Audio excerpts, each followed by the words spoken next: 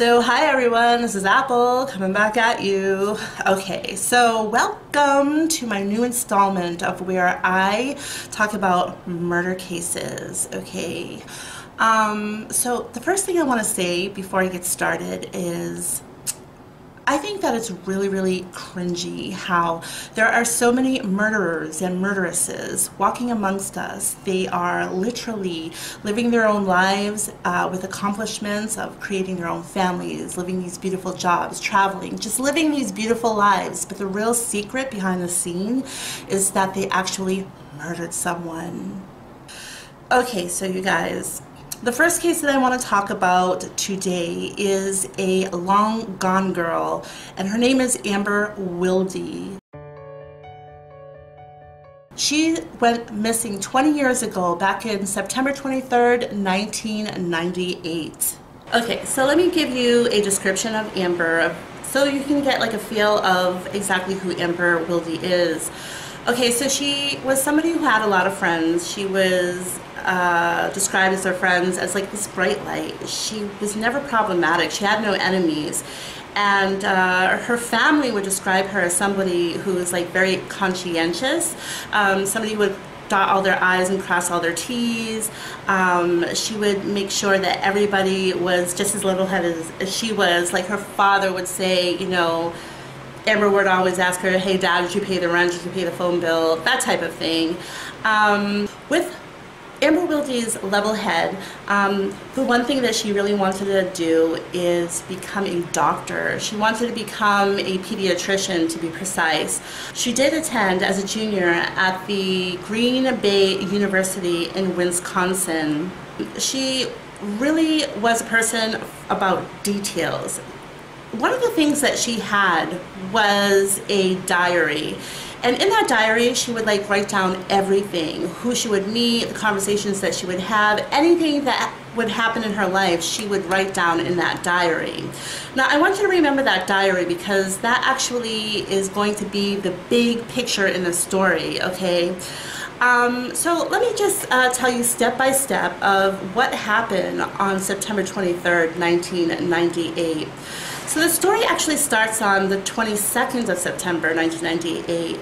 Amber Wilde got into a car accident. It was a pretty bad one, not too bad. The car wasn't total or anything, but she did whack her head pretty bad on the steering wheel. Later in that day, as she was going to school, she went to the nurse, and the nurse said that she most likely has a concussion and that she needs to be really careful throughout the day, make sure that she's not dizzy or vomiting or any of those type of things. So the nurse also told her, you know, just make sure that somebody's physically, you know, coming in to check on you, or at least have, you know, somebody who's checking on you all day long, phone even, okay? And so she did that. She kept in contact with her father all day long. Amber had described that she did feel like her head was getting really bad. She did feel disoriented. It just, yeah, she wasn't feeling too great.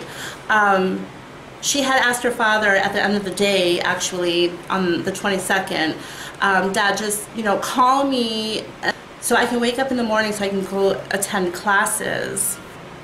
So in the morning time when her father did call her, unfortunately there wasn't any response. 12 hours went by, and again, Dad didn't hear from her. He was really getting concerned, and you know, as parents do, he was getting to that point of like being really worried. So 12 hours had gone by. So what he decided to do is he went to his daughter's dorm, and he had the key to her dorm room. He went in there. Amber was not there. He did take a good look around. There was nothing amiss, nothing that seemed a little out of place or anything. He went into the front of the building, and he saw that his daughter's car was actually missing. It wasn't there. So the father, what he did was he called the Green Bay police and let him know that the 411, that, you know, he's here at the apartment. He hasn't heard from her for 12 hours. and the car is not here. It's very, very suspicious. The police had said they weren't really concerned at that moment because, you know what, teenagers, you just never know what they're going to do. She's on her own in a dorm at her university. She could have just went out, you know, to a concert or went to a friend's house. So they actually waited for a little bit longer. But Amber never showed her face ever again. Her father never seen his daughter ever again. So you guys, days later, after Amber was reported missing, the car was found. It was actually parked across the street from a field called Lambeau Field. It's where the Green Bay Packers played. When the father had inspected the car,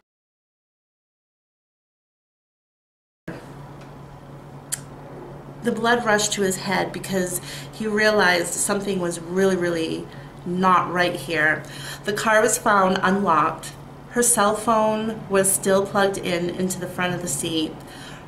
The purse was found in the trunk. And worst of all, he remembered that days prior to Amber's disappearance, she had gotten the car inspected. When the father had saw that 900 miles was added on to the odometer, he was like literally freaking out. And that's not the worst of it. Okay, so Amber is actually short in stature. She's only 5'2". So the car seat was always pushed up, right up to the steering wheel. When he inspected the car, the seat was actually pushed way back as far as it possibly can. So clearly, somebody who was extremely tall, the last person to drive that car was extremely tall. Amber's father, his heart dropped into his stomach. Okay, you guys, remember earlier on in the story where I had told you to pay attention to the journal?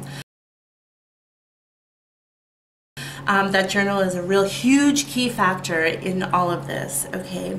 The reason why it was such a huge key factor is because what she had to write in that journal busted this case wide open. Not completely open, but it gave the police and Amber's father a really big picture of what was going on. Back in May, what the journal had said, back in May of 1998, Amber had a one-night stand with someone. And from that one-night stand, Amber got pregnant. So Amber decided to reach out to the guy who is the father of this child.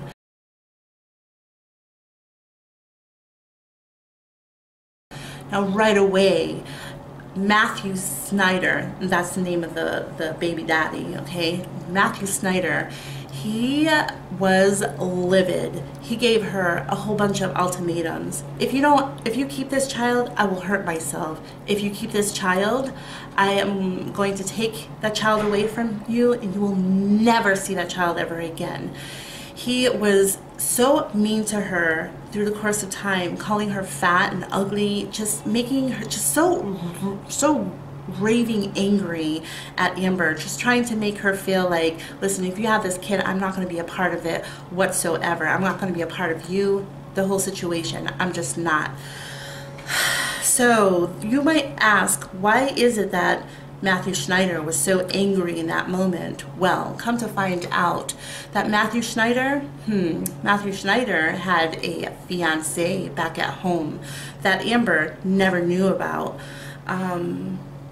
And that is why Matthew Schneider, he was enraged with Amber's words of, I'm going to keep this child. I don't care what you say. This is a fact. This is going to happen, and you have to live with it. In fact, what I want you to do, Matthew, is go talk to your fiance and let her know what's going on. You need to contact your family and let them know that you're going to have a child on the way. Matthew Schneider was enraged. He was raging, right? And he was just going after her. Through the course of time, she was just getting bigger and bigger. She had given Matthew some time to talk to his fiance and to his family. He chose not to do that. So what Amber decided to do is to talk to Matthew Schneider's fiance face to face.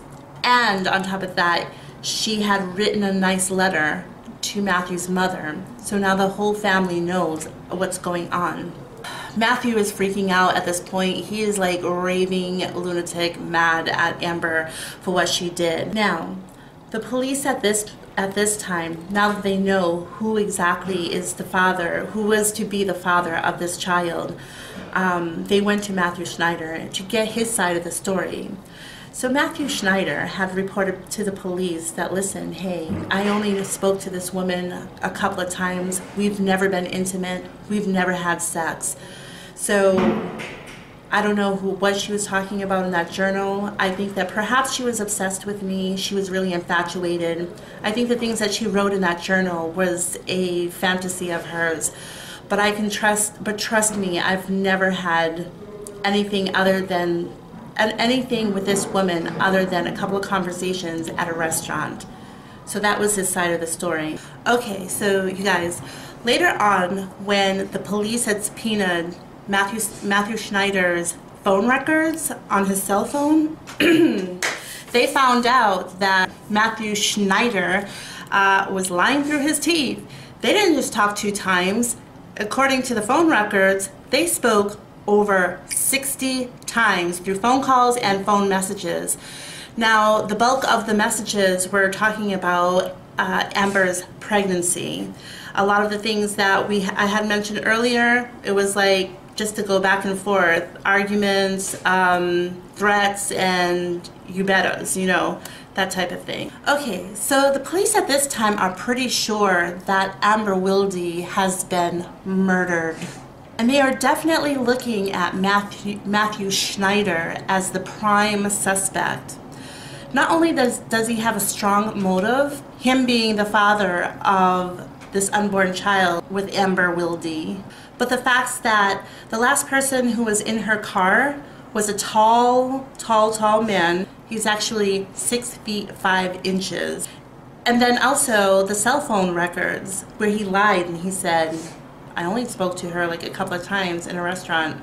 Well, these records are saying that no, boyfriend, you were having something a lot more than that. But I also want to tell you, no, this is like the real damning thing. What the police are suspecting and what Amber's family is suspecting is this one thing. Matthew Schneider actually has a 21-year-long construction job. And one of the jobs that he was doing was working on Highway 29, straight through the heart of Green Bay, Wisconsin. So they think, and this is very gruesome, that Amber Wilde is buried somewhere along Highway 29, right under the asphalt.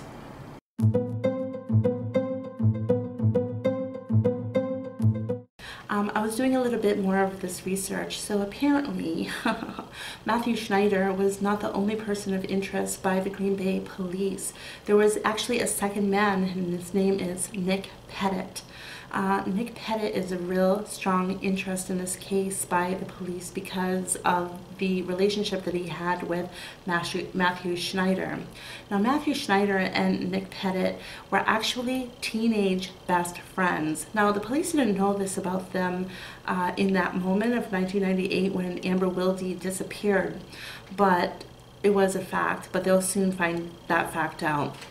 But for what the police knew at that time is only that Matthew and Nick actually were just co-workers. So the 3 questions that the police asked was, when was the last time you seen Amber Wilde?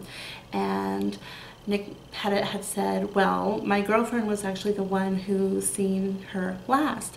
She actually seen Amber Wilde in her car in a silver Subaru in Wausau, Wisconsin.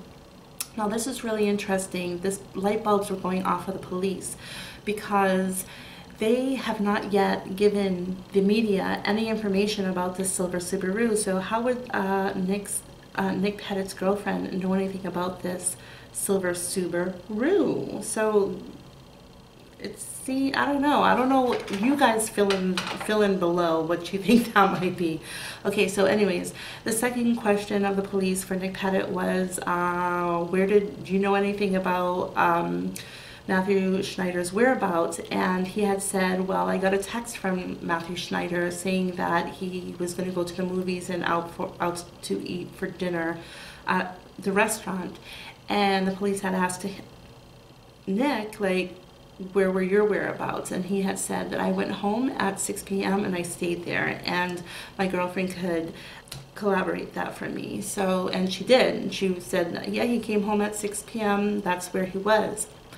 Now, in saying all of that, keep in mind that this is 20 years ago, and the police are really, really hammering in on these two men, okay? I feel like they think that, you know, a lot of their statements are not matching up with what they see that actually happened. So I think they're wearing them down. Let's just say that, okay? So as 20 years go by, and so back in 1998, like a year later, they are actually now going to court, and it's called a Jane Doe. It's called a Jane Doe court hearing, okay? So basically, they're just asking questions like, what's going on? Let's figure this out. But that's when Nick Pettit's story changed, and so then the girlfriend. Now, remember when I just said that Nick and the girlfriend had said that he came home at 6 p.m. and that's where he was. Now, the new story that they're giving is that Nick Pettit had stayed out, but he doesn't remember where he was or what he was doing. And the girlfriend remembers, yes, he wasn't home because I was frantically calling him, like, where are you, where are you, where are you? That type of thing. So two stories were given, okay? So that's like light bulbs going off of the police as well. The other statement that was really, really curious was when Amber Wilde had gone missing, and Nick Pettit and the girlfriend was being questioned. Nick Pettit's statement was, we weren't really that close. We weren't really all friends at all. We were just co-workers. We were surveyors working on Highway 29. Okay, that's all we were. But now, current day, well, 2014, the story has changed. Now we were best friends. We were teenage best friends, and best friends enough that I had Matthew Schneider had asked Nick Pettit to be his best man, or is like an usher in his wedding. That's pretty serious. That's not somebody like a coworker that you barely know that you would ask of him. You know what I mean? It just clearly states that, you know, they were much closer than they had let on. Okay, so why is all this important? Well, I feel like current day, well, at least back in 2014, they wanted, the two men didn't want to show the police that they were actually best friends, because that would mean that they were bros, and what do bros do? They will do whatever it is that they have to do to protect each other, whether that would be lie for each other, even murder for each other. You know, so they're just trying to cover their butts. But yeah, so all of this is happening, and like none of their stories are like matching up from like through the course of the year, over the course of 20 years. Their story keeps on changing and changing and changing. Bottom line, the case has never been closed to this day, and here we have two men who are covering each other's tracks, it seems. Even the girlfriends, now wives, because these men marry these women, okay, but they all seem to be covering each other's tracks. Why are they covering each other's tracks? I mean, because like there's been unsealed records that are showing for the public eye deeper and deeper into these stories, and nothing is matching up. It just seems like lie after lie, story change after story change. It's just really, really crazy. Okay, so I want you guys to comment down below, like, what do you think is going on? To me, it just seems like Silly obvious, okay?